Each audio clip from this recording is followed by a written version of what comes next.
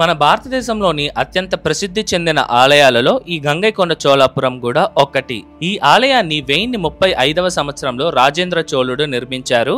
ఈ ఆలయం మొదట్లోనే 20 అడుగుల పొడవు 15 అడుగుల వెడల్పుతో ఉన్న భారీ నంది విగ్రహం కనిపిస్తుంది. ప్రతిరోజు సూర్యకిరణాలు ఈ నందిపై పడి ఇక్కడ నుండి 200 మీటర్ల దూరంలో ఉన్న శివలింగంపై రిఫ్లెక్ట్ అవుతుంది. ఇదే ఈ ఆలయ శివలింగం. ఇది 13 అడుగుల పొడవు 55 అడుగుల చుట్టుకొలతతో ప్రపంచంలోని ఏ ఆలయ గర్భాలయంలో లేనంత పెద్దదిగా ఉంటుంది. ఈ ఆలయ విమానాన్ని పూర్తిగా రాతితో నిర్మించడం జరిగింది.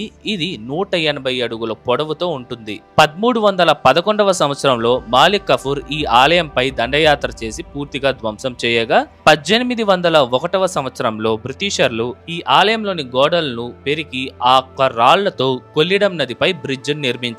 ఈ ఆలయం గురించి పూర్తి చరిత్ర మన ఛానల్లో ఉంది. ఆ ఫుల్ వీడియో తాలూకు లింక్ నేను మీకు ప్రొఫైల్ కింద ఇచ్చాను, చెక్ చేయండి.